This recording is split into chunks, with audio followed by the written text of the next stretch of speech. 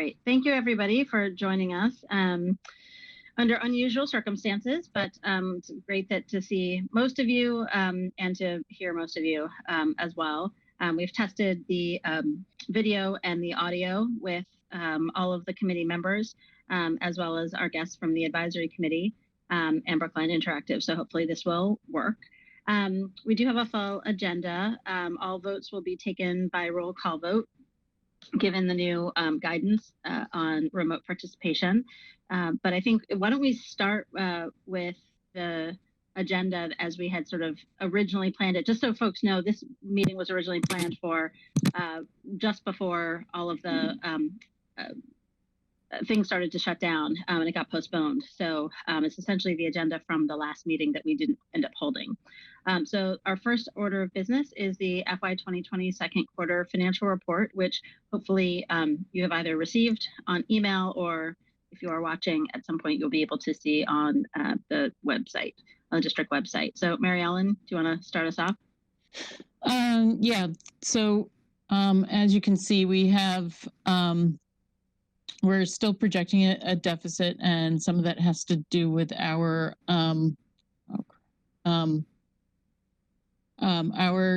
continued sort of second salary projections. I'm sorry, I'm just trying to pull some documents up quickly. That piece of, we're continuing to work on that piece. Most of it, and a lot of it can be, has to do with an additional $170,000 for our paracontract settlement. We have, we're running sort of over budget projection around our substitutes, daily substitutes. Once we finish, we're still working on balancing out our savings from our long-term sub savings versus our district employees who are on leave. So there should be some savings that we start to realize there. And the sort of positive or good news is that our circuit breaker funding came in higher and confirmed higher after the audit. So we have an additional $201,000 from our budget projection on our circuit breaker funds. Let's see, what else can I add for you? Our third quarter report will still reconciling our grants and still making sure that we have full funding for those. Some of them have been level funded, so we will be needing to absorb some of that. I think the new big sort of news of the day or from the quarter is our ability to absorb and respond to the COVID-19 sort of expenses that we're incurring, both in salaries and expenses at this time. So we need to be, I've set up a monitoring sheet, which I've sent to Robin. If you want to talk about what that looks like, we can do that. But right now we have Matt Gillis in operations has committed about $50,000 in supplies and support, just in materials for cleaning both town departments, police and fire. He's been helping them out with some cleaning supports as well as our schools. So those will be tracking and submitting for as part of the town's either reserve fund transfer and or MEMA or FEMA funding as that becomes available. So we're tracking that. And we're also tracking the pay for employees under a separate pay code. The town is doing that, set that up last week or over the weekend to account for all the additional payroll that we're going to have this year. So why don't we just spend a minute on the FY20 budget update, the second quarter report. Let me ask committee members first if they have questions, Sharon, David, or Suzanne, if there are any questions that you have, any clarifications. I mean, I think the main number, do you want us to look at the 693 number? What number do you want us to look at, Mary Ellen? The 693 number, which is where we're net at the end of the second quarter with all the increases and decreases. I do actually need to share, and didn't talk about this, is the tuition account is overstated in its revenue. And primarily that's because historically up until like the end of 18, beginning of 19, there had been revenue going into that account that is really literally one-time revenue and or balances carried over. And when the 18 deficit happened, we cleaned a lot of that out. And those they really were one-time revenues released. So we really should be adjusting that revenue account or that offset to what is really collected for the materials fee, which is around $505,000 a year. So you will have, that's part of our discussion into FY21 consideration. Okay. Committee members? I'm sort of committee member. I don't know. If somebody else has a question first, go ahead. Yeah. Go ahead, Suzanne. Yeah, well, so we have 693,000. That's the deficit? Yep. That's after quarter two. What are we expecting, Mary Ellen, after quarter four? Well, so quarter four, we have to come into balance. So right now, my concern is about sort of what the impact is going to be on the school closures and the additional pay. So I'm in the process of calculating that impact, because if we're going to continue school through June 29th, which is the 5 additional days, we will have additional days of compensation for our food service, for our school year secretaries, for our Unit A members, potentially Unit B. I need to have some conversations around Unit B because they're a longer year, and our paraprofessionals that are not 12 months. So I'm in the process of calculating that, so school committee has that in the next week, and then have a running total based on how the situation changes or gets modified. Is it possible that, as awful as it is, that we may save some money in some areas? Yeah, I'm hoping that's part of my that will be part of my calculation, is that part of the savings we should see is having no school for 3 weeks. We will not have our daily subs. And so we're averaging 50 to 55, 60 daily subs a day. So I'm working with Chris Nyland and HR on what that might look like for a savings, provided that people return to work and are healthy once we reopen schools, and we don't have additional or higher rate of absence after we reopen. Mary Ellen, just on that point, when would it make sense to have a conversation about additional costs that we might incur to be able to sort of operate successfully during this time?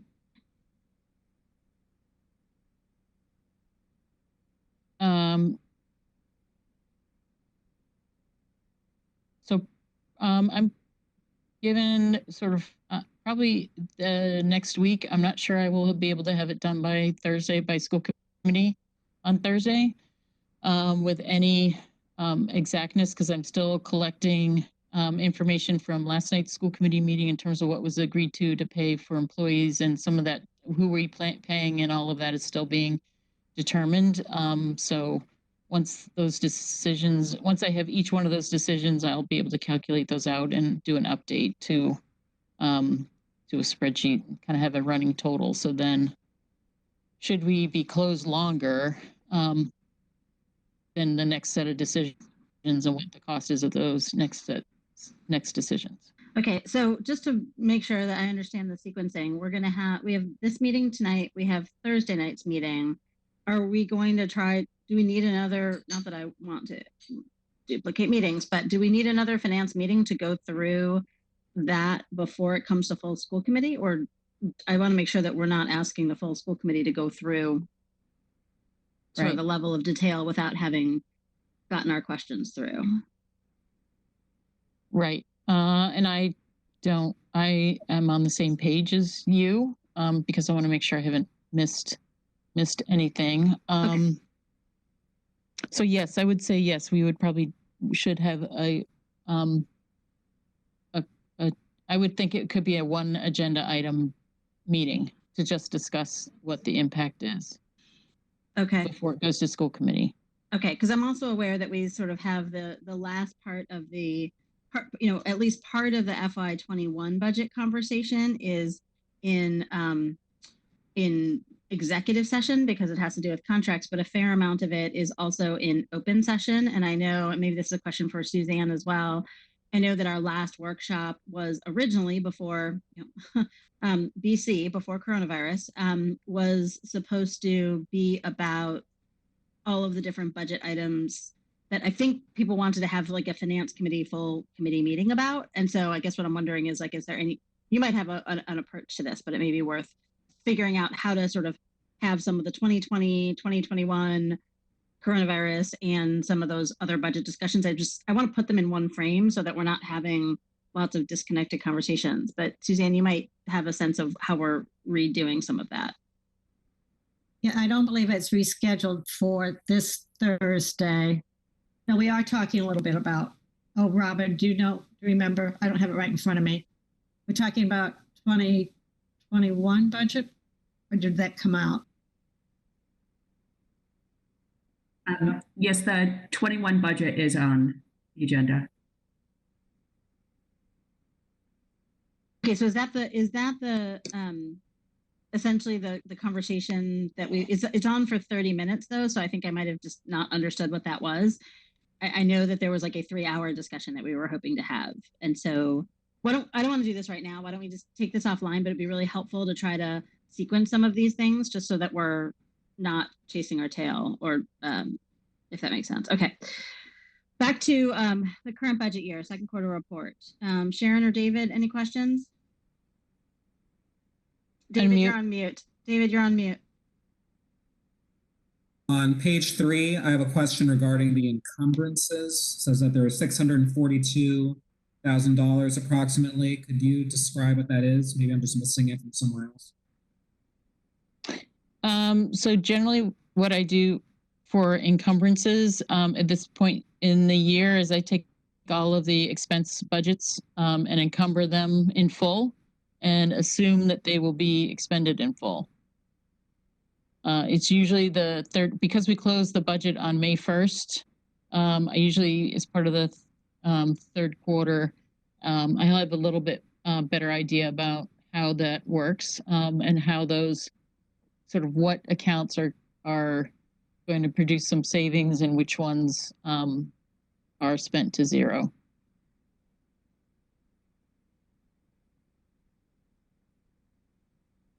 David, that answer your question? It does, yes, thank you. Okay. Sharon, or yeah, go ahead. I have a very quick question for Mary Ellen. You mentioned that you're working on developing a budget for addressing the coronavirus situation, and you mentioned emergency reserve fund transfers or alternately waiting for FEMA. Can you just talk a little bit about the timeline for those? I mean, FEMA obviously is not out there yet, but how do we decide which source we're going to for reimbursement for this, and like what is the timeline for doing so? So we actually had this discussion led by Mel Kleckner in one of our first task force meetings to start kind of preparing for that. We're actually not doing a budget per se. We're actually doing cost tracking in terms of what we're tracking, because they're decisions that have to be made on the fly, so to speak. So for example, we are the governor, not the governor, the DESE has stated to the school districts that are over 50% free and reduced lunch, for example, that they would be receiving their reimbursement for free and reduced lunch students. So our program we're running, we're going to submit our reimbursement anyway, even though we don't know whether we're going to get that or not from the state, because we just feel it's just wrong to just exclude some portion of free and reduced lunch students and not others in providing meals. So we're going to go after whatever revenue streams are normal revenue streams for our sort of normal daily business. And then we'll also go for reserve fund transfer from the town. So that's going to come to advisory. It's going to, and then today, just before this meeting, and I need to follow up, Tommy Vitola was talking about the potential of waiving some of the restrictions around free cash at the end of the year to help municipalities. So staying on top of kind of what those options are. But part of what is of assistance to the town, because at this point we are one town, one team on this event, is to be timely and accurately tracking and projecting costs so we don't miss opportunities and we can file quickly and immediately. Helen? Yeah, thank you. So is there a way for the town to set up a line item that could be charged against so that you don't have to do all the paperwork, but you know that no, you're shaking your head, Cliff. No. And great idea, but no, unfortunately. It actually slows the process down by setting up a separate account because, believe it or not, the departments need to be nimble enough to be able to execute purchase orders and things like that. Okay. Payroll. All right. It was just a thought. Any questions from our advisory committee colleagues? Cliff, I think you had your hand up, or David or Paul. Cliff? Yeah, I've got one comment and then a question. So on reserve fund transfers, for example, the advisory committee is taking up $350,000 of reserve fund transfers this evening, 100,000 of which are earmarked for the schools. So I think that to the extent that that is the process that will be utilized, it happens fairly regularly, and we generally are able to schedule meetings to deal with those. Sorry, did somebody say there was a $100,000 reserve fund transfer tonight to the schools? That's new information to me. That's even new to me. So it is for, hold on a second. I'll tell you. I know 49,000 of it. Where's something at? Just come on. So for the rest of the committee, while Cliff is looking at that, we got that request from Charlie to submit what we would potentially need for a reserve fund transfer to be submitted by 3:00 today. So it is I'm sorry to interrupt, $50,000 for cleaning products and supplies, and then $50,000 for services /OT/food /custodian. OT as in not occupational therapy. No, overtime. Overtime. Thank you. Okay. Okay. So that's all buildings, it sounds like. Is that right? At this point, it's all operations. Okay. Sorry, Cliff, I didn't mean to cut you off. No.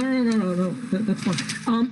So the question I had was, because someone mentioned extending the school year to June 29th, but if we're closed for 3 weeks and the state mandate is 180 days, what happens? Are you guys going to need to go into the summer? No. Okay. Just curious. Right. Thank you. Ellen, do you want to talk about the guidance we got from DESE? I mean, just the Department of Education, again, like all of us, is doing their best. We've gotten various kinds of guidance at various points in time, but the current guidance is that you only have to make up a certain number of snow days / COVID days. And so for us, the commitment is that for us at this point, it's not more than the 5 that we already extend into the calendar, unless that's changed, but that was my last understanding of it. The governor also said no one goes past June 30th. Right, correct. That's the end date. Yeah. Okay. Let's see, Paul. First of all, welcome, Paul. It's delightful. Welcome to the crew. We don't normally welcome people like this. We give them cakes and balloons, but we can't be anywhere near you, so just welcome. Chime in. Thank you. First, I'm going to warn you, I have two small children in a bathtub above me, and so you may hear some ruckus. I apologize in advance. As long as the bathtub doesn't come through the ceiling, we're good. So like many of us in Brookline, it's an old house. I had a question, given that, we may be down for 3 weeks or longer. Do we anticipate offsets to some of the requests?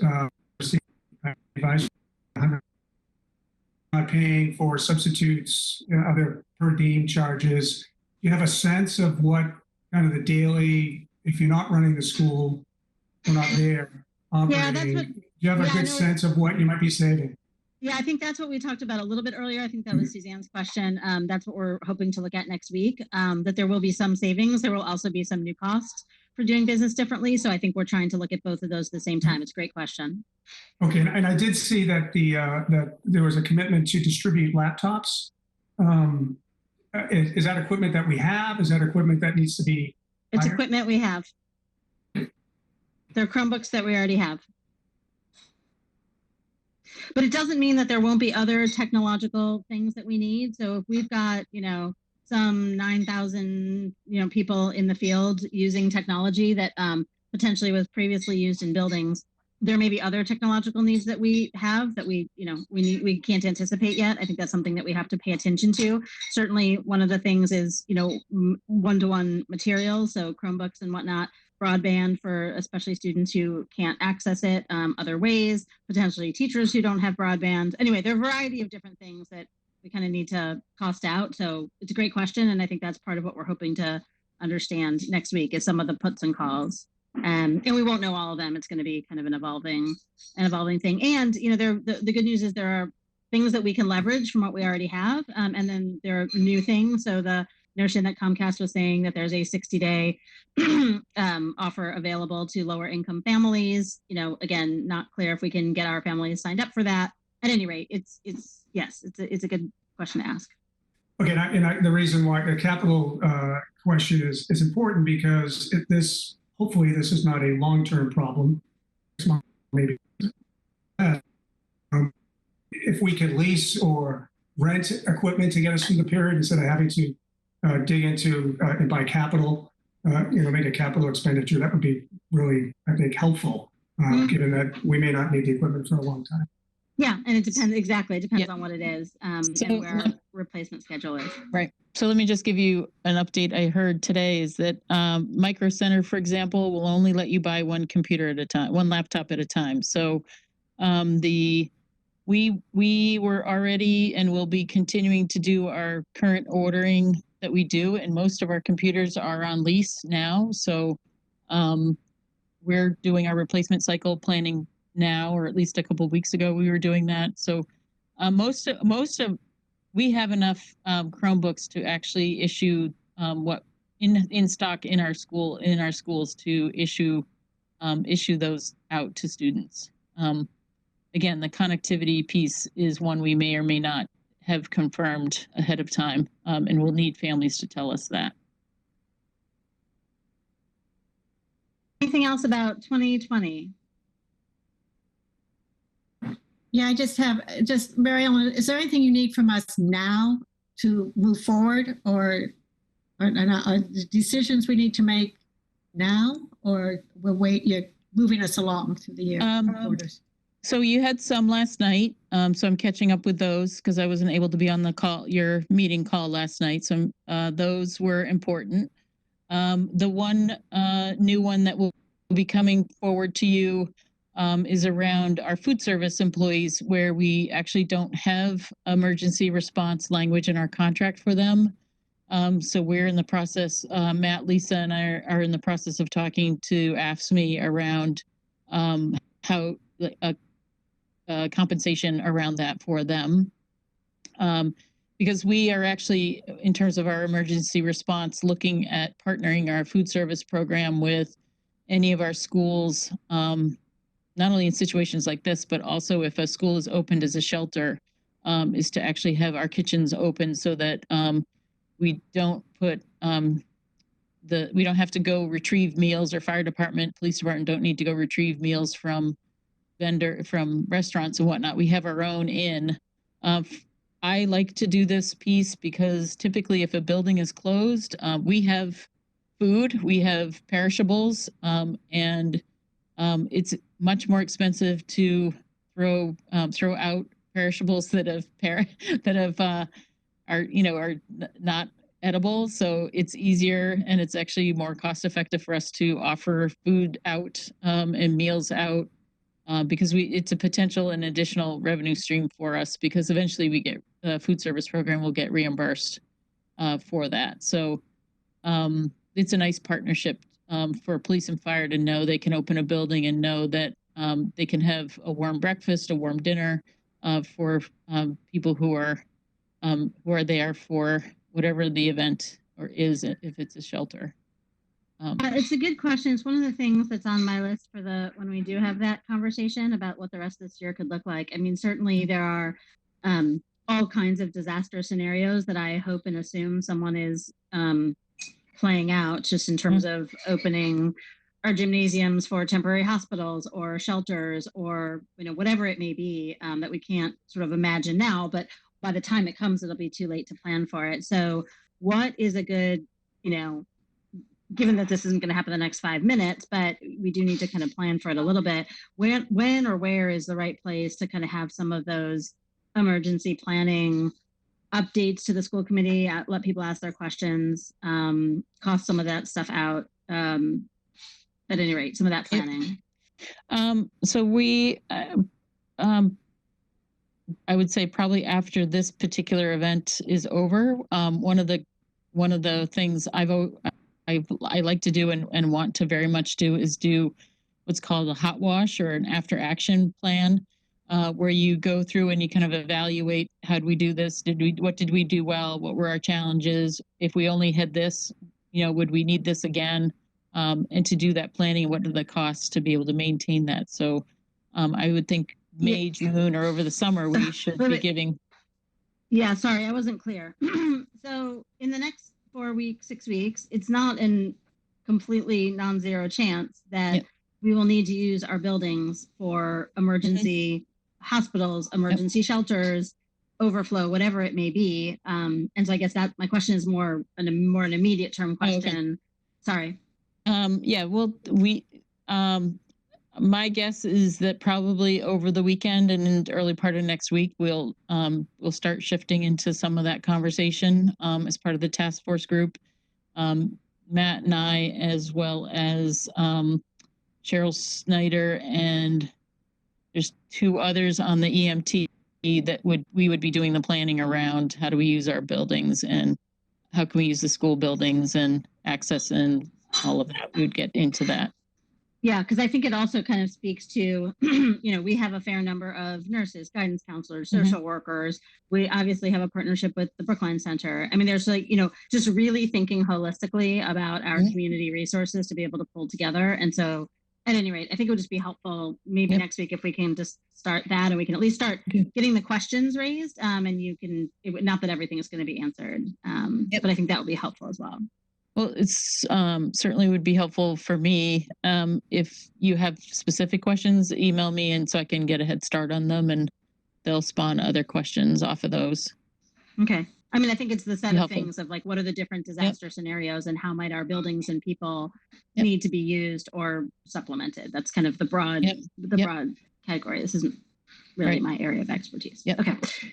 Sorry. Anything else on current year? Okay. We're going to move on then to next year. I don't know how we're going to do next year, since we don't even know what this year is, but the world keeps, theoretically, the world keeps going. So 21. So I gave 2 documents. It is, I don't know which one you want to start with. One is I was going through and attempting to reconcile the FY21 override budget with the budget proposal that we have in its current state, and then the other one is the budget sort of where it currently is as a preliminary budget as of today, which I believe the committee saw last. Why don't we start with the override reconciliation? Because I think that's the first one, sort of, order of operations and Yep. just walk us through it since we have new members and Yep. you know, it's been a while since we did this. So I sent that late. So my question would be to Robin whether she had a chance to send that out to everybody or not. We do have it. Okay, you do? She was sent it at, or maybe not. I don't know. Robin did. Oh, sorry, I have it. I did send that out, I think. Yeah. Okay. Okay. I think Thank you, I Robin. covered it. Thank you so much. So this is based I'm sorry, I'm not on seeing it. Where is it? Yeah, should I be don't an see it additional either. email. Yeah, but Robin, when did you send it? At what time? After the second quarter? Let me just check. I think I sent it. If I didn't, then I will do it now, but Let's see.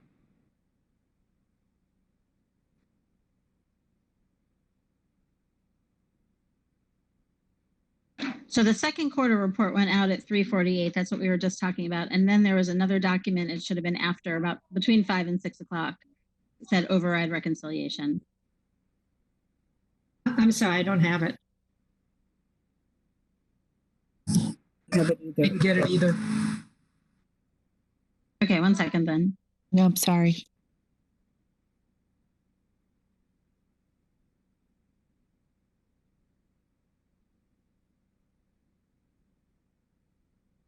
so it's attached to the document second quarter financial report. Yeah, I did it on the same email. Sorry. Title. I have it. Let me just forward it to people right now, okay? I'm doing that right now. So Oh, you are? You got it. Okay, Yeah. perfect. Okay, thank you.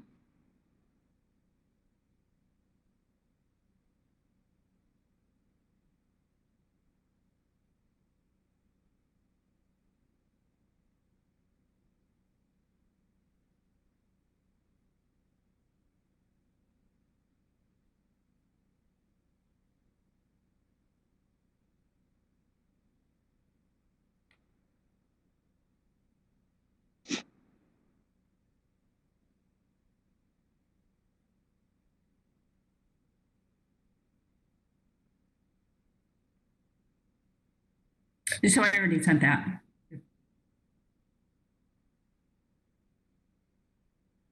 Somebody can just raise their hand when you get it.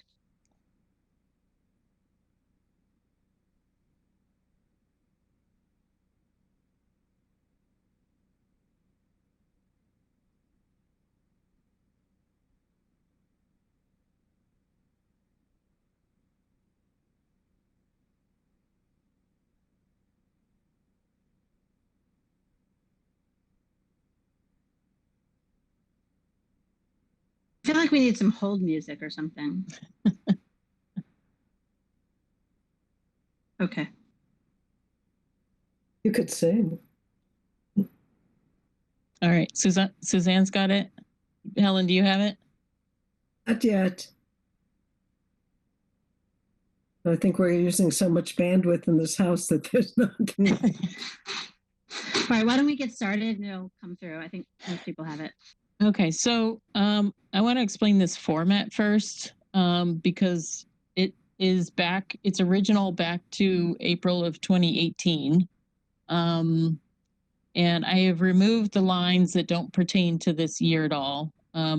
Versions of this are available in the budget document and on OpenGov on the budget page, both in its original form from April of 2018 and then this one. I think we've held off in posting this one until walking through this with the committee because it's a little clunky and can be confusing. So the top part essentially shows the change in the revenue from the original override budget. So net, based on the projection of revenue, we are receiving $539,000 less in revenue. The next section shows what our expectations or our anticipated override incremental increase for salaries and wages would be. And that is currently, we're projecting will be 127,000 greater than what was originally projected. The benefits reserve account resets to the dollar amount. We cut that line item last year in the FY20 budget to balance the budget.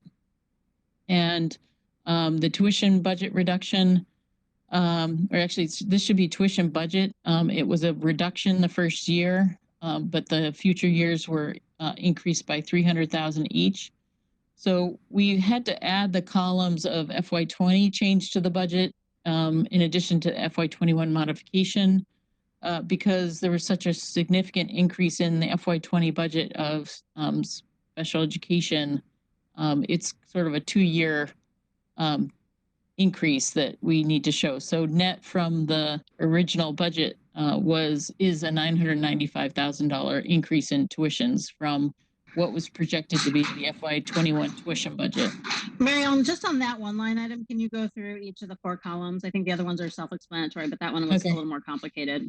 Yep. So the first column is what the original we were expecting the tuition budget to just go up $300,000 each year after FY19. But in FY20, we had a $1 million increase, $1.1 million increase in our tuition budget. And so that's the net of that was an $826,000 change because we had already included $300,000 as part of the override budget. This year, the $469,000 is the increase. And so then the way you get to 995 is 469 that is FY21 column plus the FY20 column minus the FY21 override budget gets you to the 995 if you wanted to do the math. Because we had already included the 300,000 as an estimated increase. So that is subtracted off as a net. The next line is we had a change in is legal services. Last year we had an $11,000 increase. That we don't anticipate an increase in our legal services this year, even though we have a negotiations year in play for 20 and 21. We are expecting that and hoping we'll be finished with our negotiations before FY21. Cliff, were you asking a question? I just want to make sure I understand. If the $826,000 already includes a deduction of $300,000, why is it being deducted again? Because the $300,000 was again being for 21. So we added $300,000 for 20, and then we added another $300,000 in 21 as a new increase. So it's the 820 roughly, and then for 2021 it's the 420 roughly minus the 300. Yes. Yep. Yep. Great. Thank you.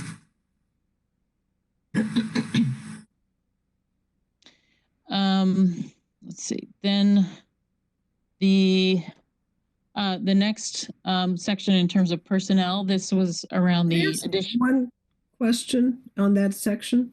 Which section? The one you just talked about.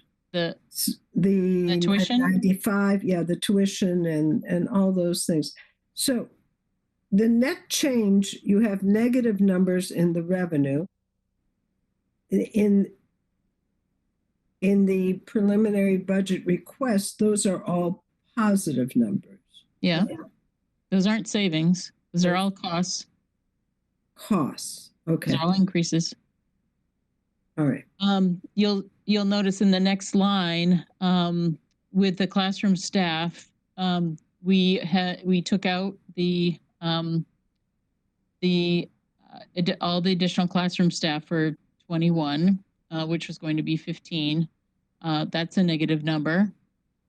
We're maintaining the nurse guidance and ELL/other for those 3 teachers or Unit A members for 21. There's no change in that.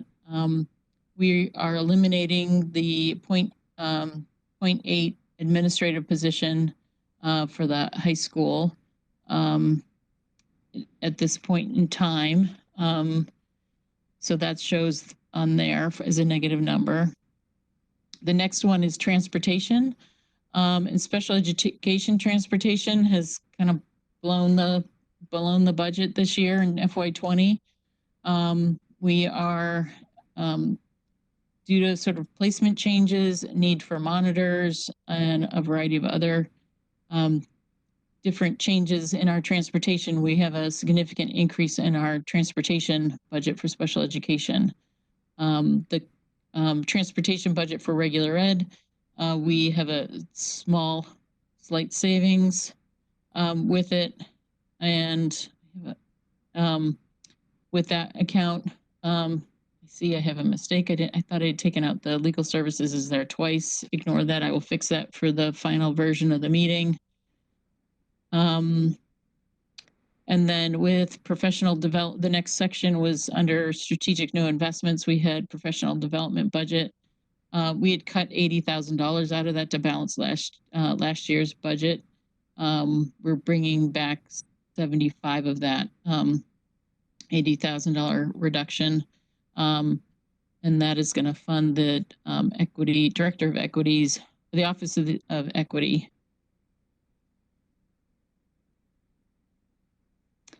At the athletic staff, moving from the revolving fund to the operating budget to solve that perpetual deficit in that fund is listed here under the FY20 modification. So that impacts FY21.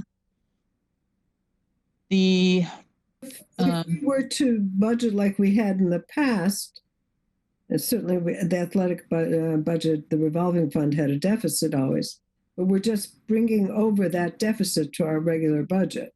Yeah, and you were doing that at the end of every fiscal year also, because this operating budget had to balance out that revolving fund every year. So you can't leave a negative balance in a revolving fund. It hits your free cash or it hits your operating budget, but eventually it hits your operating budget. Okay. So you can raise the fee, and that's your other option for attending to moving that off. Sorry, the next line, I thought I'd fix that. Ignore that one. That's corrected above. Building services, the last line on the page is $112,000 is a result of 2 Clark Road and requiring both custodial services as well as supplies and cleaning. Some of that is, so that's combined in there.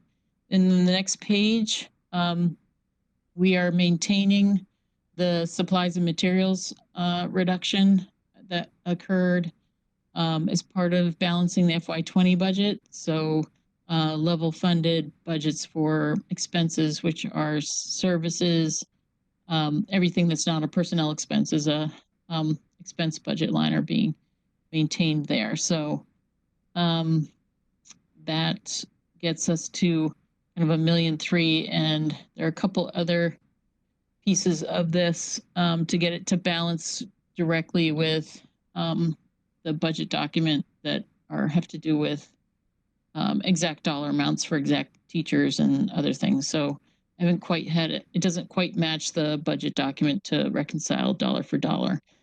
But at least wanted the last table at the bottom. I should have put some column, formatting around the cells. Just shows you again the town meeting appropriation, the changes that occurred, and where we're at 751,000 before we even get started. And this table does not show the reflection in the full reflection of the 100,000 that we're estimating additional for circuit breaker for 21, or an adjustment to the tuitions budget either on this sheet.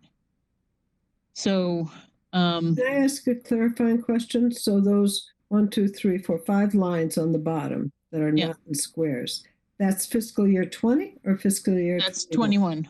21. 21, but 123 million is not the number. No, it isn't. That was what we projected the number to be. Oh, it needs the headers in squares. Right. I was just trying to. They're not accurate at all. No, they are accurate, except for, so if you look at 126,824, 346, which is a total operating budget, that is if you look above the I line see. in the box, it lines up there. But none of these numbers as whole numbers appeared anywhere in our budget document. And I think one of our lessons learned out of this last override is to stop showing our budgets in increments, but to actually show the whole dollar amount and then show the increment. Because it's just better budgeting to have that whole dollar amount appear and know what we're discussing and talking about as a whole dollar. So that's this. It needs a little bit more work with it. I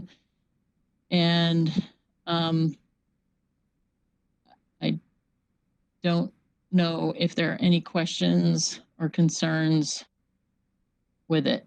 When it's finally finished, it'll then be posted on our OpenGov in the override section of our budget document.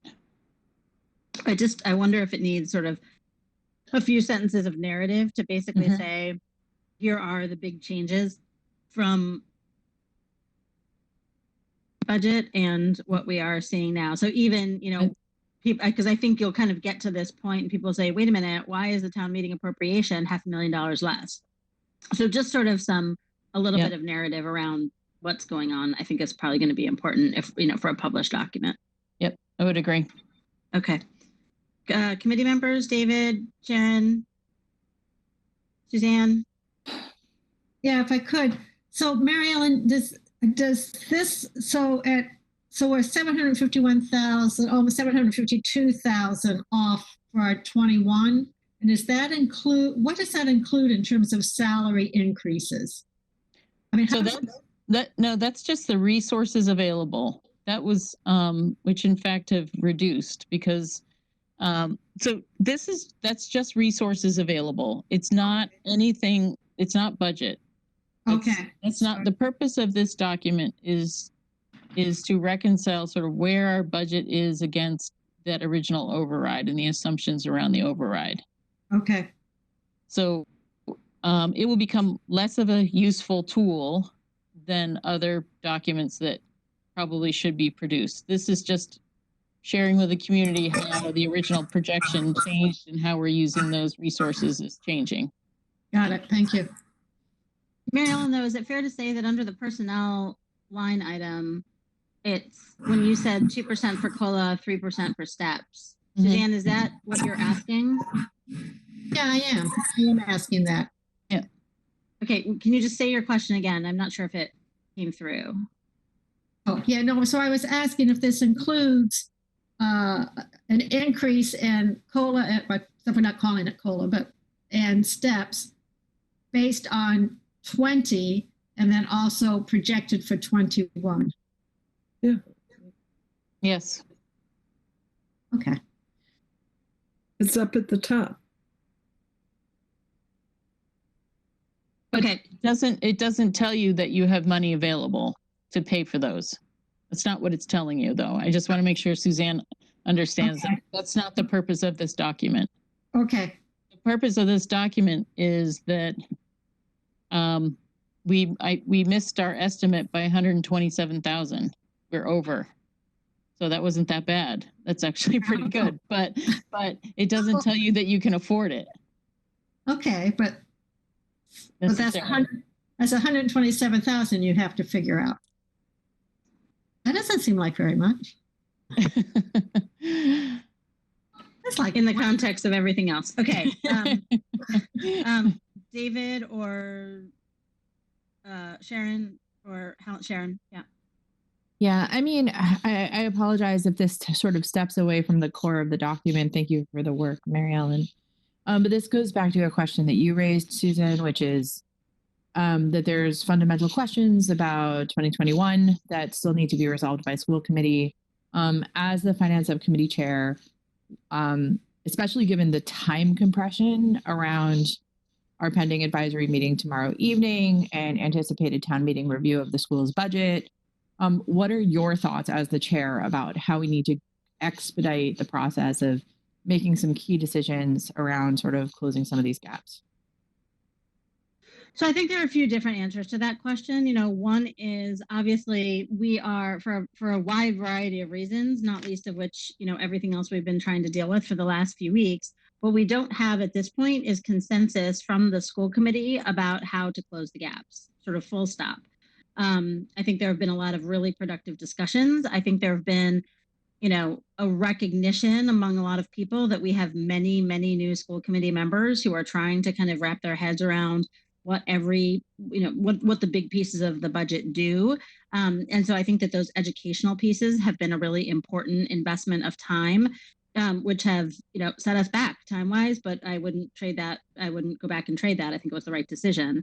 And now we're dealing with, you know, a bunch of other stuff. So, you know, my thought is that, you know, when we look at some of the cuts that have, here's what I would say. I would say there is still a gap as we sit here today in mid-March. There will not be a gap at the end. We will have a balanced budget. We always do.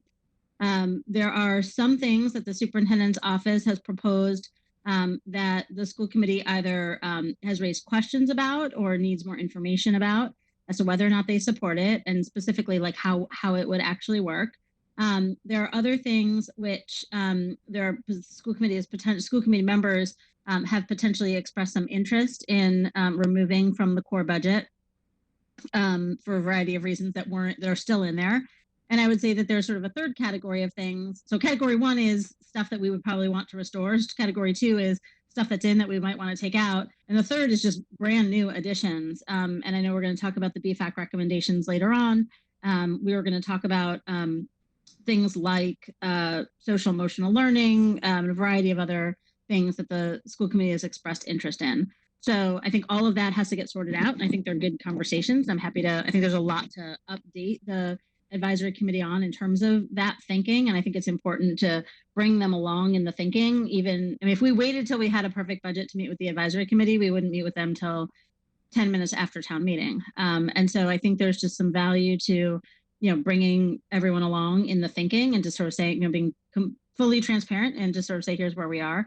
And if there are questions or thoughts that they have, and they always do, you know, making sure those get worked in the process. So that's my best answer. If anyone has a better answer, I'm all ears. But that's sort of my answer as I sort of figure out where we are, sort of relative to where we are this time other years. But I mean, Cliff, David, Lescoye, you guys have been around the block a little bit. You might have thoughts, or even Paul. I'd be interested in hearing those.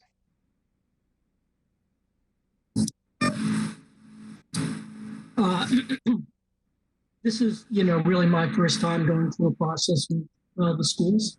And,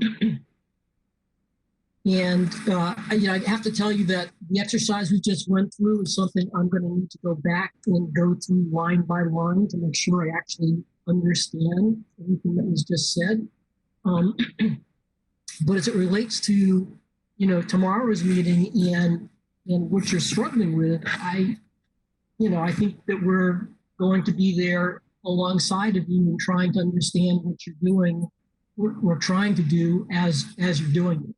Obviously, we have a lot of questions. We submitted those, you know, and since the time we submitted them, I think there's, you know, a lot of other questions have really popped up. And I think the things that people have not really begun to grapple with, such as the impact on revenues that the town is likely to face that no one really is thinking about. And those are questions that I think that the school committee and staff have to be beginning to consider, because at least from my perspective, the school budget, the town budget, what we have all been looking at, I won't say it's irrelevant, but it's somewhat irrelevant. I don't expect those revenue numbers to be, you know, to be available. So I think it's hard to be budgeting against numbers that are likely unrealistic and that we know are unrealistic. On that, I mean, is there a range that you guys are already starting to talk about in terms of the hit from this, or are you not there yet? I've been asking these questions the last couple of days. I don't know that the sixth floor has had the opportunity to actually begin to analyze this stuff. I think people are working literally 24 hours a day. And I'm not surprised that this is really not the first thing they're looking at. They have to focus on, but it will, as things begin to get under control a little bit more, it will be the next shoe to drop, if you will. Just all have to be kind of prepared for that. Cliff, do you see the issue as the raw total, or is it more that there are shifting targets?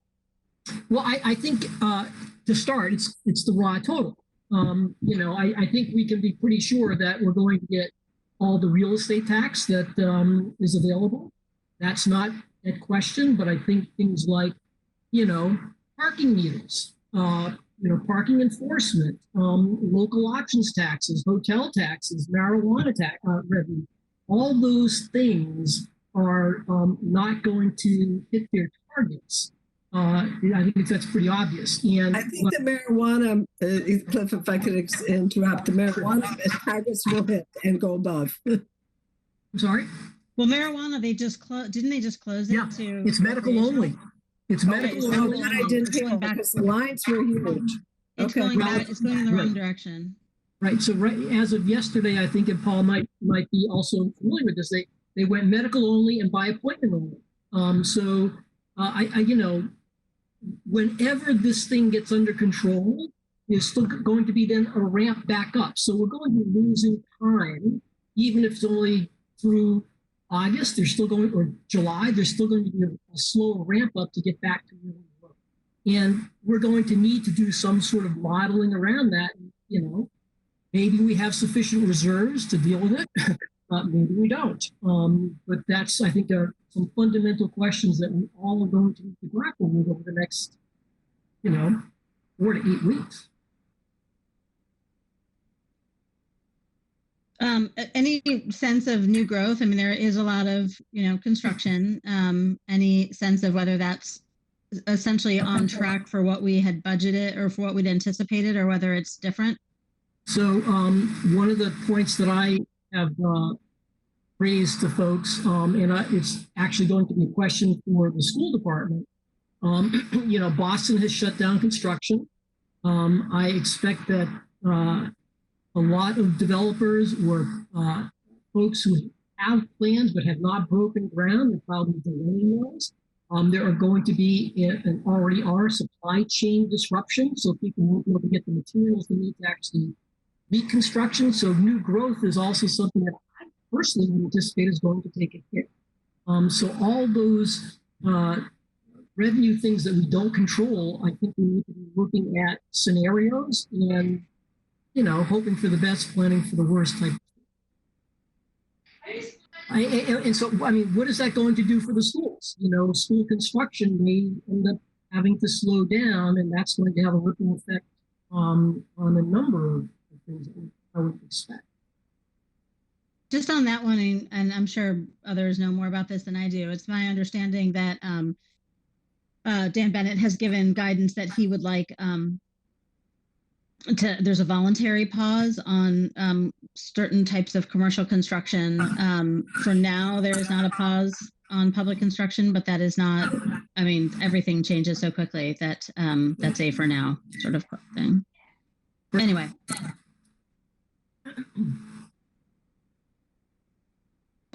Anything else on this? So just on this, Sharon, just to your question, I'm not sure I fully answered it, but I hope I did. I think it is helpful to think about not only where we are and where we're going, but I think this override reconciliation budget is probably the number one question that I get from advisory committee members, of just, wait a minute, like what happened to all that money from the override?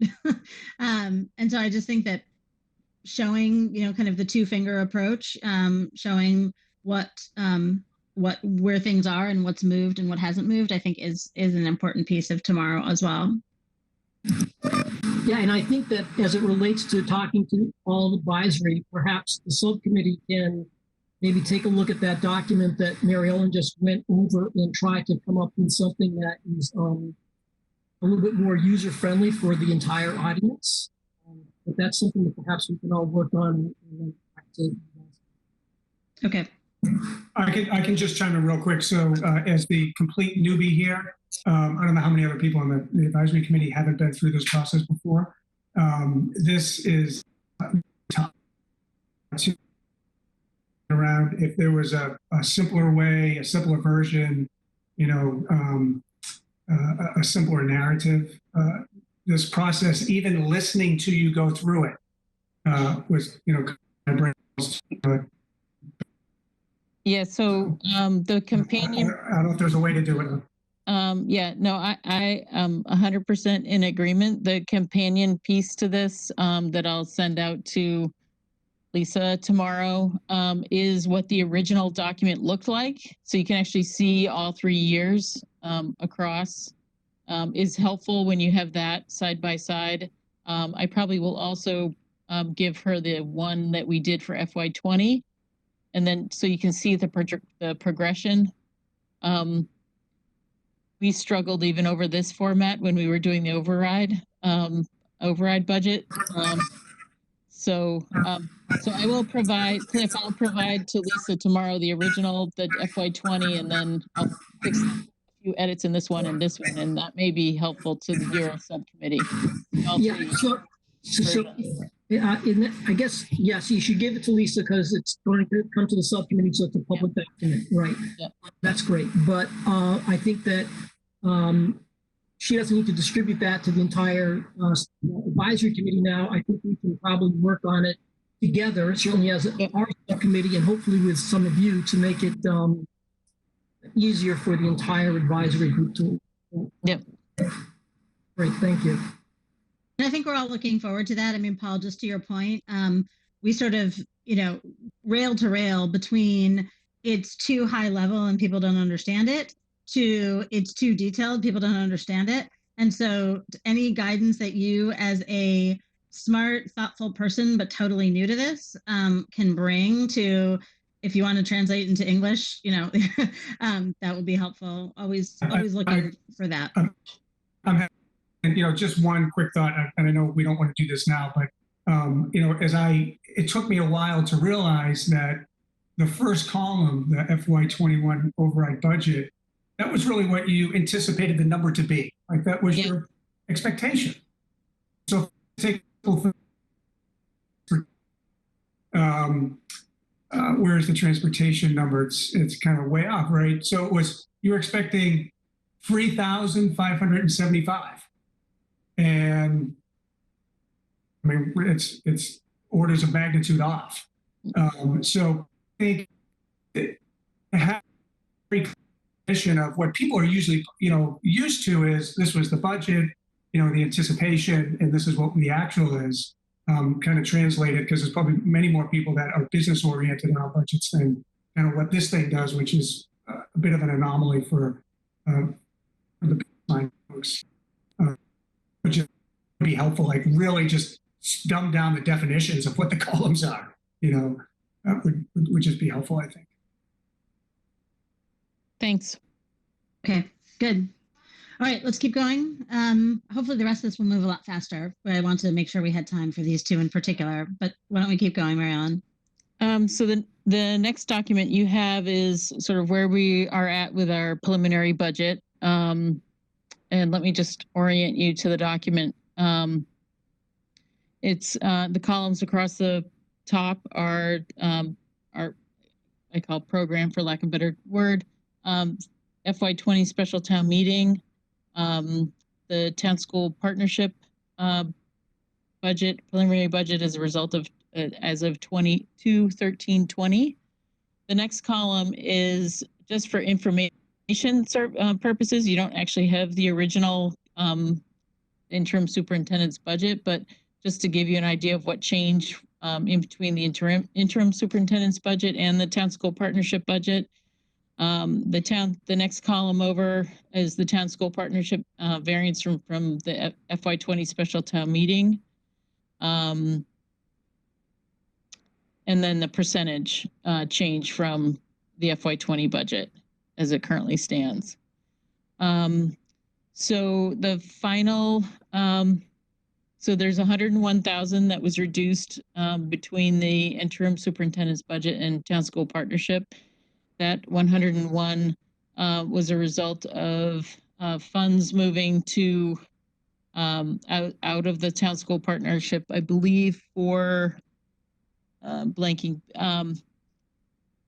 building services and utilities. The next line is our tuitions and fees. This one doesn't show the change that we need to discuss, which is whether that account or the tuition and fees goes down to 505,000. And the next line that you see, the 1,971,000, I'm in the pink column. Hopefully you have color, is the circuit breaker, and that was adjusted. What we do with circuit breaker is we fund circuit breaker, we adjust it based on what our current year FY20 reimbursement allocation is that we get from the state during this fiscal year. We budget that the next year. We're going to add to the committee, there's $100,000 that I believe we could add to this line item, because in FY20 they're adding transportation costs to the eligible reimbursement costs for students. So conservatively, I think we probably have 100,000, given the large increase we had this year, that some of those costs are going to be reimbursed or reimbursable. So that's the revenue side of that. Then we get into estimates right now. School committee has not funded or has not voted any of these line items because we have changes to make, but this is where we were at in terms of our personnel projection, and the increase is 4.9% over FY20. Services is 10%. A lot of that sits with transportation costs, and special ed tuitions are the two drivers of that line. Supplies, I need to talk about supplies, other utilities, and capital. We've been working with the budget managers to budget where they spend their funds. So we've had a number of movement of funding among those line items to actually be reflective of where they really do spend their money, as opposed to level funding and a bad number. So you sort of have to look at all of those together. But the 112,251 shows up as part of an increase due to the 2 Clark Road operations side. The gray box shows what was transferred under the town school partnership. So that's the 101, sorry. The 151,922 that you see for utilities, that Melissa had already taken care of early on in the town school partnership calculations that she and I were working on. So the 101 is the 41 for parks, playgrounds, groundskeeping, snow shoveling, 35,000 for maintenance for the building department, 15 for insurance, and 10 for the IT department for infrastructure and wiring that was needed. And then what's left to be considered by the committee that it needs to be included is the impact of level funded grants and what that, and does the operating budget absorb those, or do we reduce the services that are provided by those grants? That has been one of the sources of our budget deficit going forward, or structural deficit, but going forward is not budgeting our grants as we budget our operating budget to know and predict shortfalls and make plans for around those grants that are level funded. The second line, the 242,000, is we get notice from the DESE with regards to that we are right on the cusp of having our Title I grant funds reduced significantly because we have a declining poverty level number. It's currently about the poverty level in Brookline. They use the total poverty level in Brookline of 5%. We're at 5%. However, our low income level in the schools fluctuates between 7 and 9%. So they're actually using the whole population's poverty level based on census. So it's really important for people to be completing census responses. So if in fact that happens, that's going to happen. We're not going to know that till July or August, and that 242,000 is significant and currently includes teachers. Our summer program partially funds our summer program, Project Discovery, Project Achieve. So we need to have some discussions around Plan A, no cut, and Plan B, what happens if we realize this cut. We're still waiting. The next line, the Student Opportunity Act, we're still waiting for guidance on how we are supposed to report the Student Opportunity Act requirements, whether that is part of our new revenue that we have to report on, how we're using that for those funds or not. We're still waiting. So I have reserved that. That is the net increase in Chapter 70 that we received as part of the Student Opportunity Act. Now, that is the total net revenue. Please understand that we only got half of that as part of the town school partnership. But we still may be accountable for $229,000 in new program or new initiative expenditures. So we need to have that information from the state.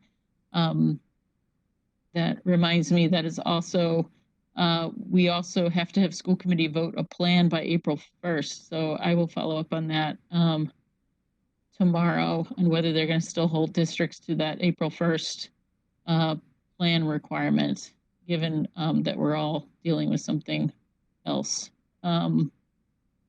And then, so the circuit breaker transportation reimbursement, I put that that revenue offset here. And then the last two items, the capital subcommittee is going to be taking up on Thursday before the school committee meeting. And that has to do with Charlie Simmons requested $627,000 from the school department for school-related expenses. He's already received the $151,922 that's in utilities, so he's whole on his utilities budget. That was part of the 627. And he also received $35,000 for 2 Clark Road, portion of his portion of 2 Clark Road. That was part of the 627. The 225 have to do with 4 HVAC personnel. He has been working for the last 4 years at least in trying to increase the pay rate for HVAC staff in his department because it has been way too low, below market, and he can't actually hire anybody or keep anybody to hire. And he also doesn't have a situation where he could hire any kind of apprentice and sort of groom his own. So it took 3 years for the personnel board to increase the pay rate and attend to the pay rate calculations that he had to deal with. So he's requesting 4 HVAC personnel to add to the 2 or 3 positions he currently has for town and school. And he's also here's $100,000 to reflect that he does have increases in contractual services and expenses that may be beyond the regular 2.5% that he gets as part of his operating budget. So that Charlie will be talking to the capital subcommittee about how much of this or what of the 627 the school committee would be willing to reduce their budget by. I do have to say one thing that would be helpful on that is it'd be helpful when we're having that conversation to have a sense of what is the anticipated reduction in utilities for not being in the buildings for 2 months and that sort of thing, because presumably that does fall into the savings. A bunch of those things fall into the savings category. So I think it's going to be hard, at least for me, to have that conversation without understanding the, again, puts and calls on that number. Yeah. That's a good question.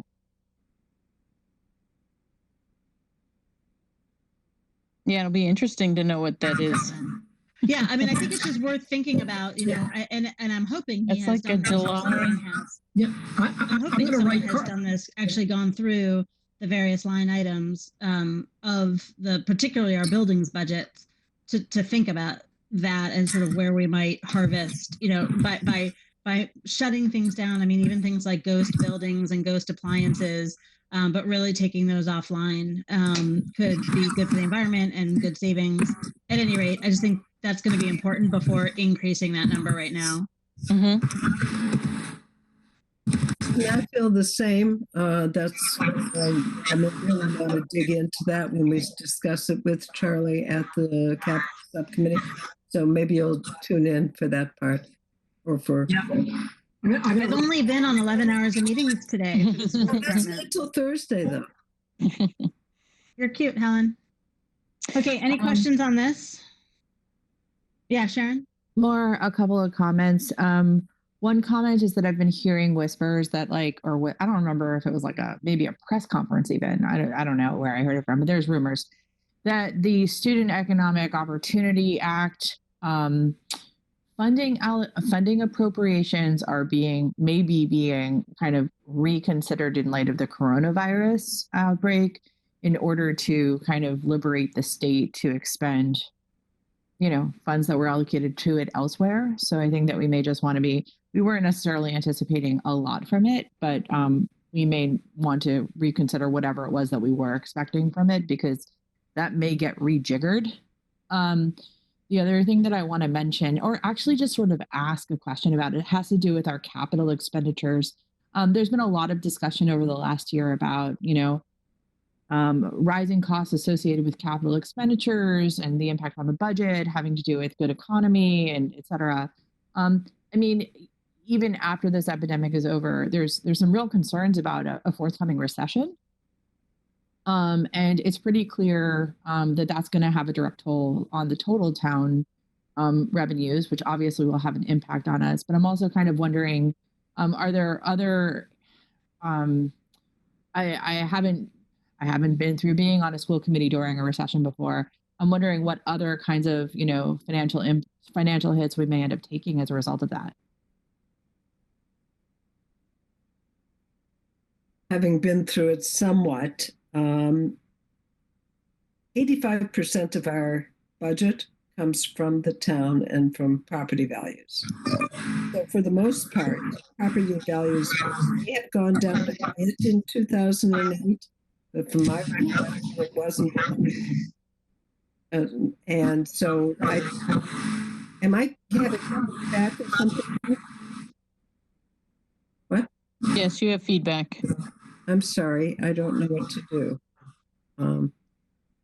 I'll try. Anyways. Cliff, maybe turn off your mic. Can you hear me? Oh, perfect. Thanks. I can hear you. And now is it better? So so 85% of our budget is sort of in the bag here in terms of if property values go down, yes, then we have a loss. But otherwise, no, you're shaking your head, Cliff. Okay, tell me. No, because it's the revenue can grow 2.5% a year. So right. Property values go down, in theory, then the tax rate can go up so that you still get your 2.5% growth. So you make a better point than I did. I was assuming there might be some downfall, but there isn't, what you're saying. And so therefore, the 15% is what we have to worry about, what comes from the state and what comes from the feds. And that's the part that would go down probably. And local receipts. Local receipts will drop. Local receipts, right. Yeah. And local receipts, people may not shop as much, may not park as much, those sorts of things. If you have recreational funds like your athletic department, people aren't going to the parks as much or aren't, doing things through the rec department as much. We might have operating deficits in some of the reserve. Those are revolving funds. Enterprise funds. So those are things that we'd have to make up. But for the most part, you're looking at local receipts and new growth, things like that. So did that answer? But Susan, I think it was your question. It's Sharon's question. Sharon, I'm sorry. Yeah, and the other piece, Sharon, that's a large local receipts factor is in a recession. as a former tax collector, people hold on to their cars 1 or 2 years longer. So you have your motor vehicle excise tax can be significantly impacted with kind of how old people have 3-year-old cars, 5-year-old cars in town, 7-year-old cars, and then does that stretch to 9-year-old cars? And once that tax is flat, it's flat. So in economic growth, you see a lot of people buying new cars, and you start seeing that excise tax really start to jump, and it's significant revenue. It's also worth mentioning, though, that we may see an influx back into our schools from private schools. Yeah, so we may see another enrollment bump for a few years. Mary Ellen, I just want to go back to the previous question. Can you remind me, if you know off the top of your head, how much we were anticipating from the Student Economic Opportunity Act? 229,000. That we weren't anticipating anything. We only got 229,440. We got 1.5%. There were a lot of people talking about $5 million, $3 million.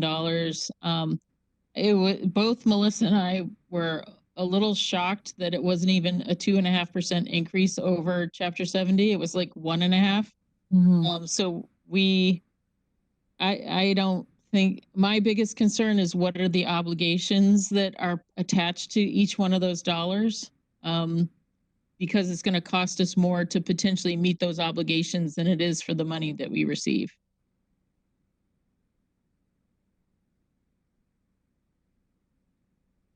Anything else on this?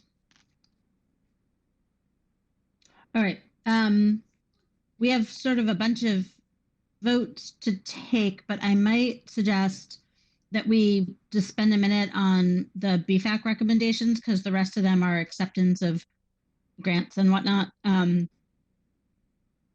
So where we left the BFAC conversation was that we had kind of a lot of questions, a lot of helpful information that came from it, and kind of more processing to do at the finance subcommittee level of just kind of where were we and what did we think about these things. So I thought I would just sort of open up the floor to the committee members to kind of say, are there things here that we feel are strong priorities for the current fiscal year, even before the end of the year?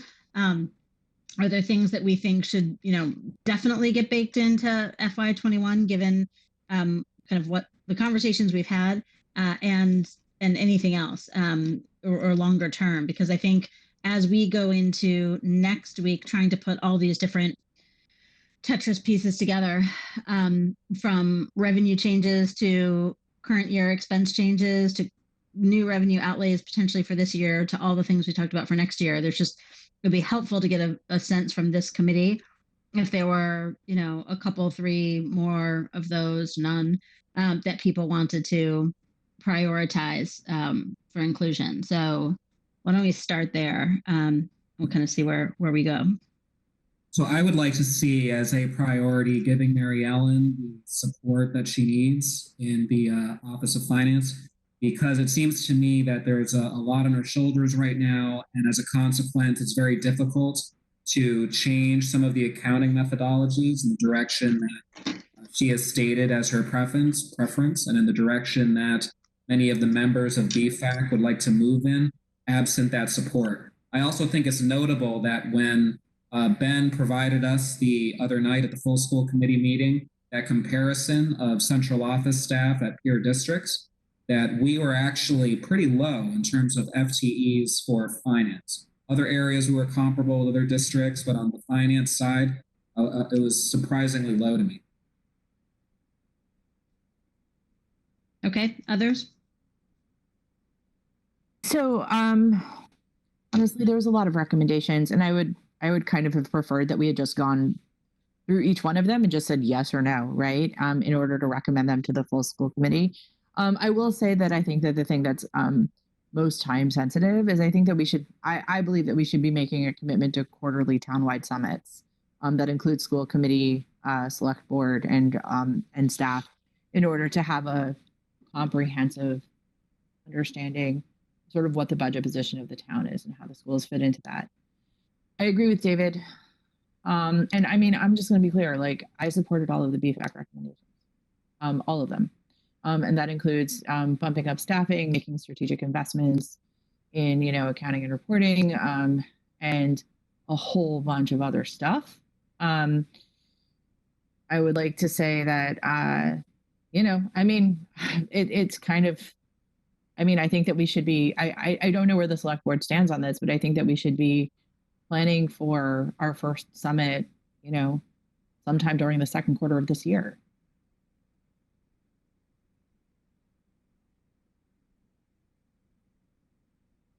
Suzanne? Yeah, I mean, I do think we need to take a look at giving Mary Ellen some help. I know we've talked about whether we even split the job into finance and operations. I mean, that's a conversation we should be having. I don't know if we need to meet quarterly together. That seems maybe 2 or 3 times during the school year might be enough, but that would be certainly something to pursue. There are many suggestions. I guess we'd have to go through them kind of one by one at some point. But those were the 2 that are highlighted for me. Sorry, one was the quarterly summits. What was the other one? Giving Mary Ellen some help, or taking a look at that her department, and whether that needs to be split, or how do we need to make that happen.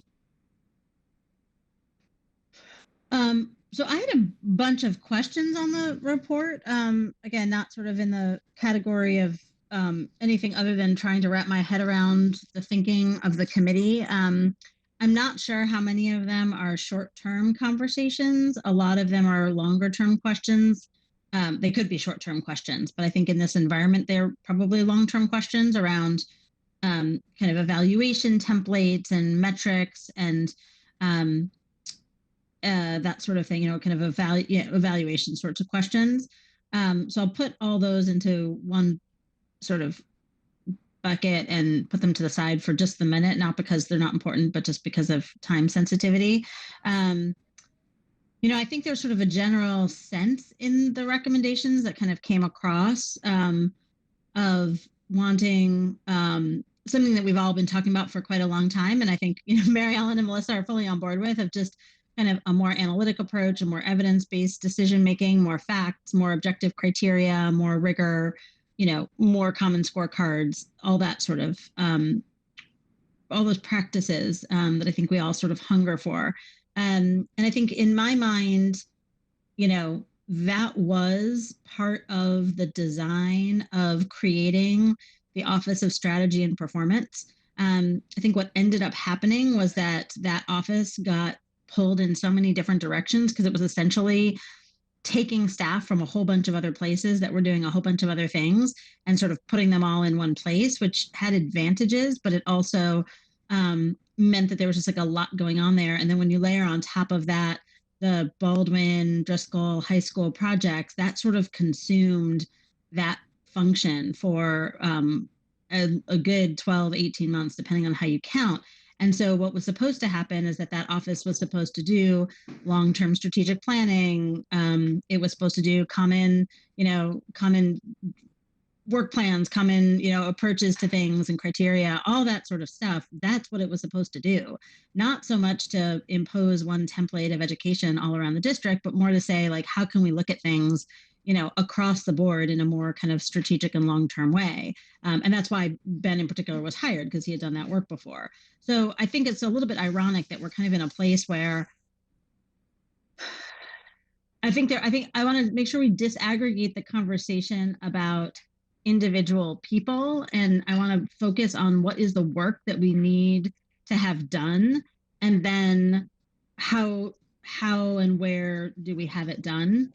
So some of that work is around disaggregating truly the financial function and the capital planning functions, but there's also just the long-term strategic planning for the district of where are we going, what do we need, how are we thinking about program review, how are we thinking about professional development, how are we thinking about goals for kids, whole child stuff. Like, there's so many kind of long-term pieces that I think we need to be thinking about. So at any rate, I do want to make sure that we kind of think through. It's not that I don't want to add someone to the Office of Finance Administration. I'm certain we need to do that. But I guess I would like to just take a half a step back, not all the way back to like the whole massiveness of everything, but just kind of a little bit more thought on our part of, or maybe you all have thought through it, it's just catching me up, of like, really like what is the work that we think needs to get done over the next 3 or 4 years that is not getting done. And if there are things that we're doing now that we need to stop doing and reallocate people, we should be really clear about that as well. So I don't know, that was a lot. Other people might have other reactions.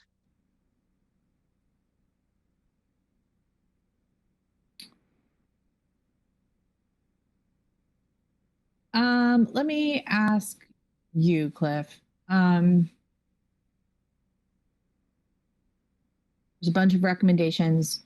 Do you think at this point that it would be helpful for the school committee to vote on each and every recommendation that we are referenced in, which is at least 3/4 of them, and state whether or not we are interested in accepting that recommendation or we are not interested in accepting that recommendation, and taking that to the select board? Well, first, I'm only going to speak for myself, obviously, because I can't speak for the rest of the folks on BFAC. I would say that I would ask you whether or not, based upon one presentation that was made, you believe that the school committee, the members of the school committee, are comfortable enough in their understanding of the recommendations to be able to take that kind of a vote on every single recommendation. I certainly can imagine that there are some, and perhaps many, where you're able to do that. But I would at the same time think that there are some where it talks about the schools in the town developing, more common approaches and thinking about things together. That you may want some more information on, maybe not. I don't know. You may have a good enough understanding or believe that you do more about that to make some comments. But to the extent that you feel that you're in a position to be able to have conclusions, then yeah, I think that there's no reason to avoid trying to address the recommendations. That's what they're there for. Not just for the select board, but obviously for the school committee and to a certain extent parts of town meeting and advisory committee and so on. They shouldn't be, put on the shelf, let's put it that way. Sure. I mean, listen, some of them are pretty clear. And I think that the school committee certainly has enough information and understanding at this point, having reviewed them, to probably take a vote on a good number of them. And those that we aren't prepared to vote on, we could probably seek additional clarification on. So I would like to make 2 recommendations to the finance subcommittee. One is that we actually go through every single one of these recommendations and we make a recommendation to the school committee about which ones we think that they should accept and why, and we take a school committee vote on those recommendations. I also want to say that I think that, frankly, at the school committee level, in the context of the various emergencies that are going on, the budget process and like the school committee's voice in it is getting bogged down. And I am sort of sensitive to time, and I'm also sensitive to the fact that there's a lot of fluctuations. And, Susan, you mentioned that there's, conversations that need to happen in executive session.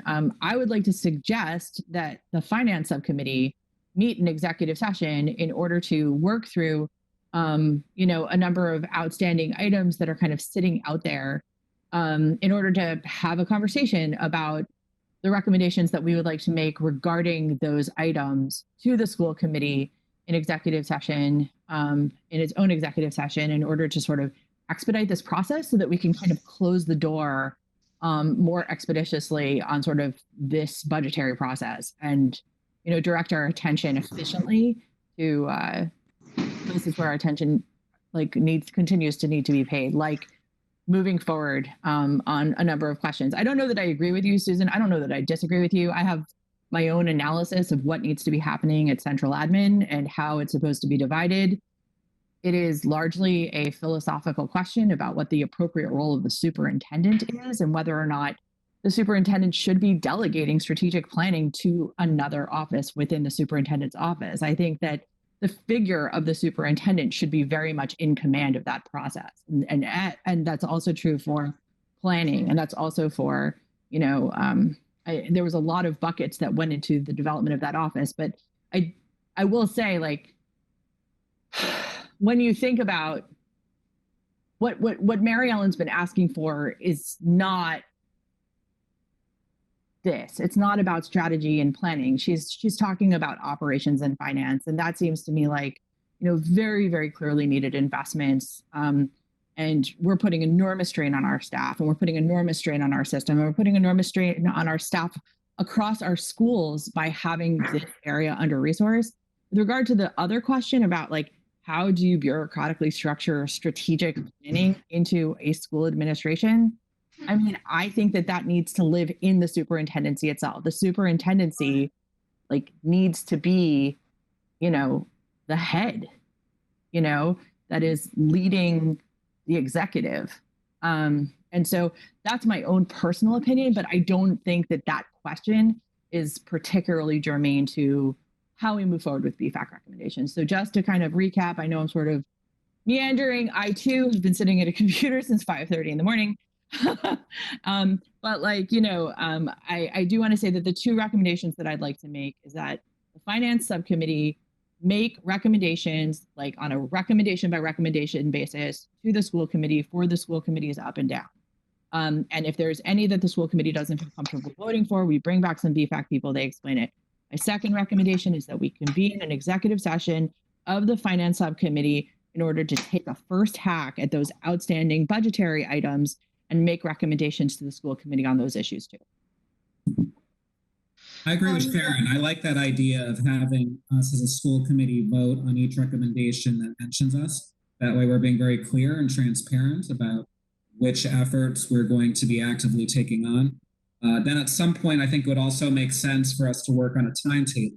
I know that BFAC had discussed that and was looking to make specific recommendations on a prioritization list, but that's something that we could also undertake on our own in consultation with people like Cliff and other former members of BFAC. Yeah. So I think just to Cliff's question of, like, do we have enough information? I think that there are different levels of answering that question. So at the broadest level, do we think that, the general direction of the report makes sense, and accepting the report? I don't think you would find a lot of disagreement. I think the questions lie kind of more in the details. So for example, I'll just give a couple examples. One is it or is it not an implication of this that we would put the Pierce building project potentially in abeyance until we found ways to pay for it? Or is that not really one of the directions that are implied here? When it says things like there's no new non-mandated spending, there's sort of a lot of things we do that are non-mandated. Special education things we do go over and above, racial justice things over and above, innovations. I mean, there's sort of a bunch of stuff we do that's non-mandated. So like, I would just really want to think a little bit more about, like, what is it that we were committing to when we were committing to that in principle or specifically. Things like when we talk about budgets and sort of staying within our means, again, I just sort of have the same question. We're in collective bargaining right now, but even aside from any specific things, I think I just sort of have a question of what is it really, what does it mean to live within Prop 2.5 or something like it, plus revenue for a collective bargaining? I think that's just I honestly have not fully wrapped my head around that yet. Similarly, when we ask questions about common templates for evaluating programs, like, I'm just not sure I understand what some of those things mean. It's not that I think they're bad ideas. I just not sure I get it. Or things like fully allocate. We've had many conversations about fully allocating our costs, like true indirect cost allocation. So like when we think about that, like what does that mean? Sort of to what end? How deep do we go? So I don't have like challenges to it in the sense of like, I don't think this is a bad idea. I think I more have like implementability questions and like, what does it mean to sort of wrestle with any one of these items? And those were just a few off the top of my head. There were about a dozen that I think we've talked through at various points in time. So am I ready to vote on those? I mean, no, not really, because I don't understand them. I don't understand the implications of them. So I think maybe having the conversation about each of those might make sense. And what are we willing to do and not do on each of them? I'm thoughtful about what does it mean to ask the committee to vote for them. Okay, so as you're going through that list, and I don't want to take a lot of time talking about the report itself, but it struck me that some of the things you were saying were not really exactly what was said in the report.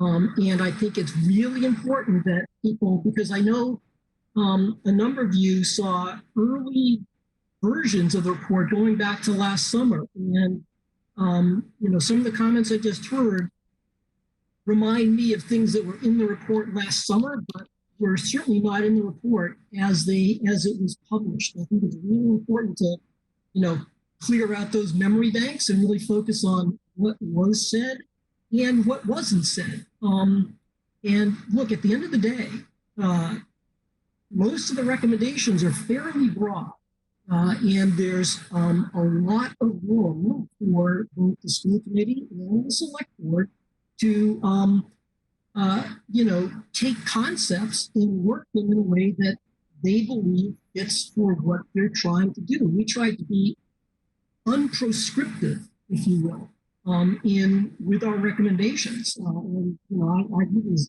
as very broad. There's nothing, for example, that says you can't move ahead with Pierce.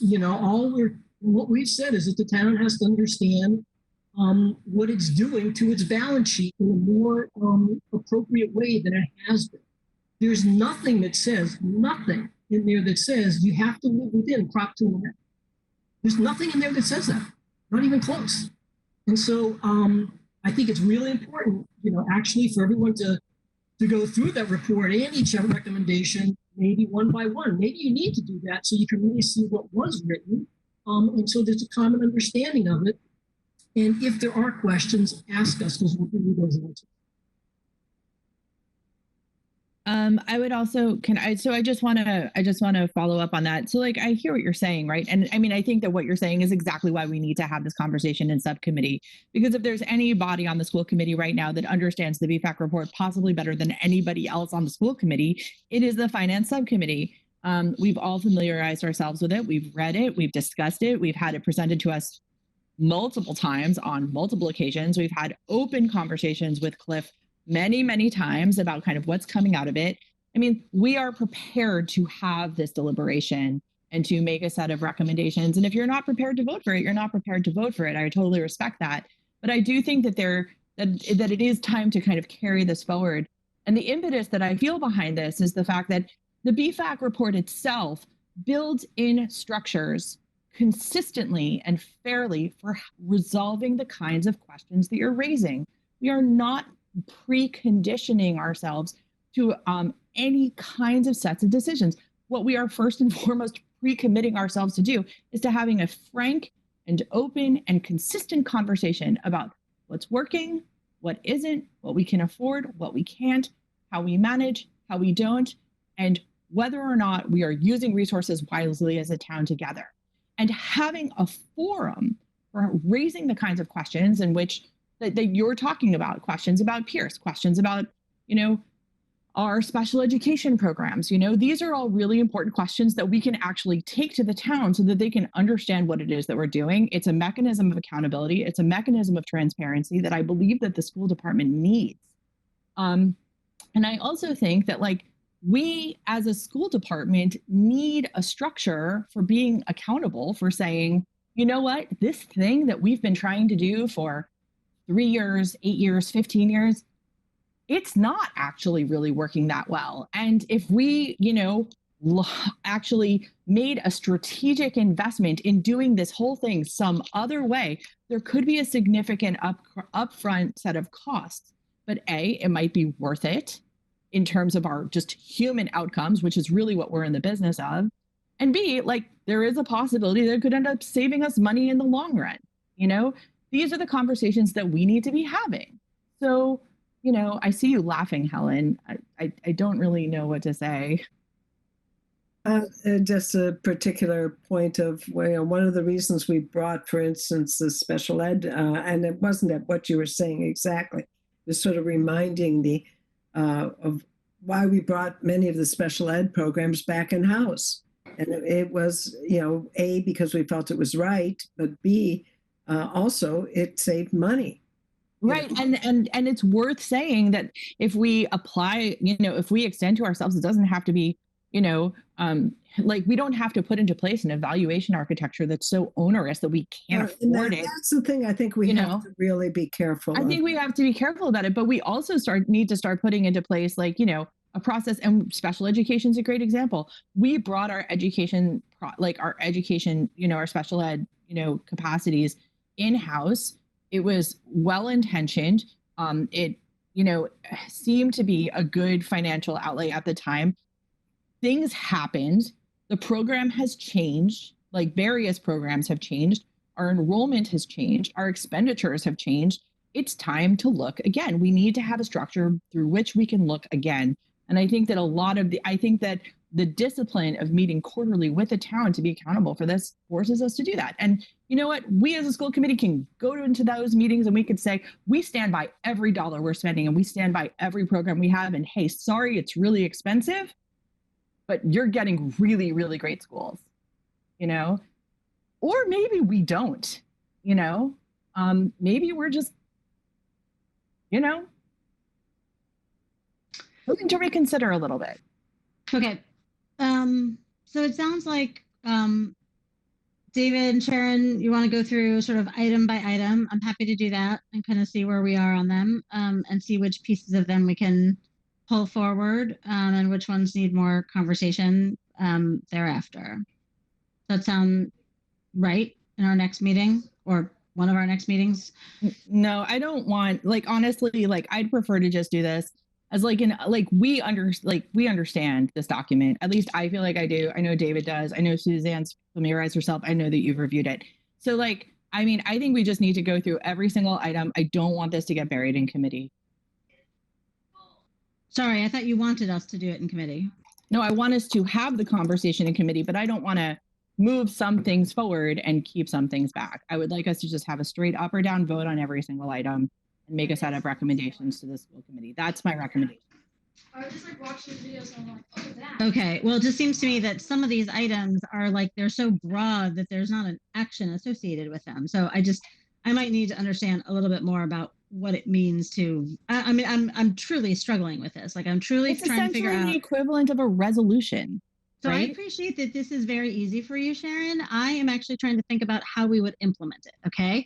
And so forgive me, humor me, but it seems to me that if we're going to try to implement this stuff, as opposed to sort of, if we just want to agree on broad strokes, that's easy. But if we're going to try to sort of adopt things and then do something with them, I just feel like figuring out what is that is part of the vote. That's all. So it's not for me to tell you guys what to do, but it strike me, and this is something that I think we tried to get across to the select board, is that some of these recommendations are broad, and they're broad because, you know, BFAC was not going to sit there and tell either the select board or the school committee how it should do certain things. But if you take a step of saying, in principle, we really like these ideas, and this is something we're going to work on putting into place, you kind of need to take that step first. And maybe that's what I heard Sharon suggesting, because then after you say, okay, we're going to work on this, then you have to get down and actually get to the details. And one of the things that, you know, is implicit or stated explicitly in BFAC is that you might need to have some outside resources to help. And, you know, Arthur Siegel, you know, can get we need the Urban Institute and the Bloomberg Center to come in for, relatively minor cost, if any, to, to help with some of that in terms of coming up with certain structures. But the first step really is to say, yeah, we want to do this.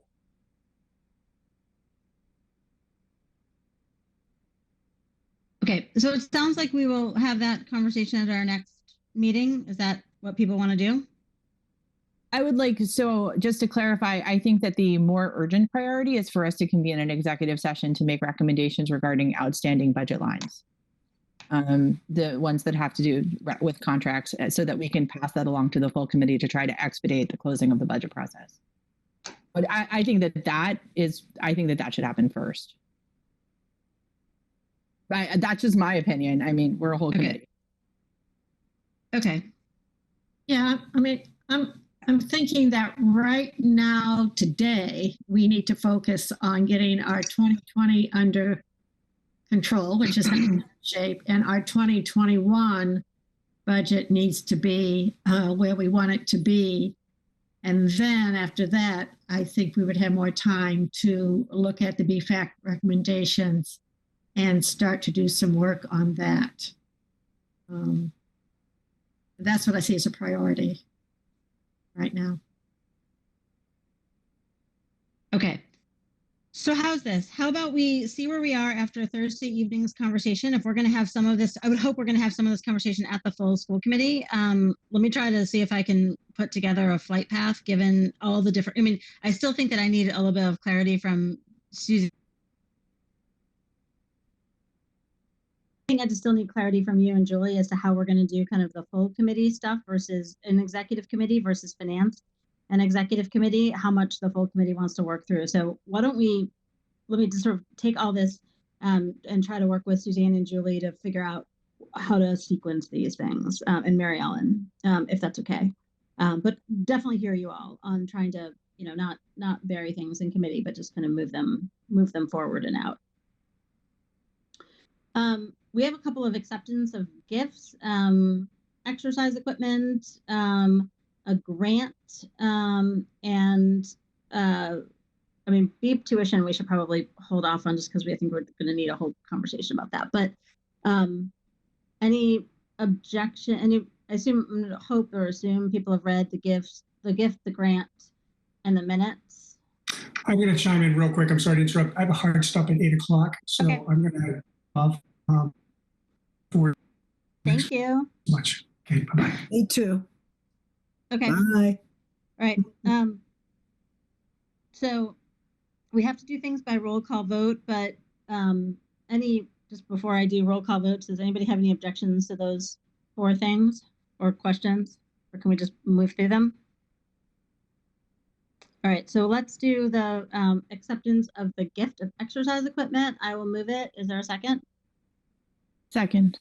Okay, Sharon seconding it. So we'll do a roll call vote. Sharon? Yes. Suzanne? Your thumbs up. I don't know if you have to say yes, but we can hear you. We can see you. David? Yes. All right, and I'll vote yes. Acceptance of the grant from the Massachusetts Department of Education and Mass Department of Housing and Community Development. I'll move it. Second. All right. So Sharon seconded. Sharon? Yes. Suzanne? Yes. David? Yes. Okay, and I'll vote yes. And then the minutes. Can we do the minutes together? Let's do the minutes together. I'll move them. I'll second. Okay, second. So we'll vote Sharon? Yes. Suzanne? Yes. David? Yes. Okay, and I'll vote yes. So on BEEP tuition, I'm gonna, since we're kind of at the top of the hour, Mary Ellen, since we're meeting again in 2 days, maybe we can pick this back up. Yes, we need to, because they're doing their contracts and, making commitments to families, and they need to know what the tuition will be for next year. Okay. Can we just get a headline? Like, what's the headline? I believe Donna, correct me if I'm wrong, please. I believe they're asking for, typically they ask for about a 2% increase each year on the tuition, and that generally covers salary increases for them for each year that are charged to the revolving fund. And we're anticipating that's going to stay the same, right? Well, I just think that this has been a conversation in the last couple of years as to why is it 2%, and last year it was more than 2%, if I remember correctly, Mary Ellen.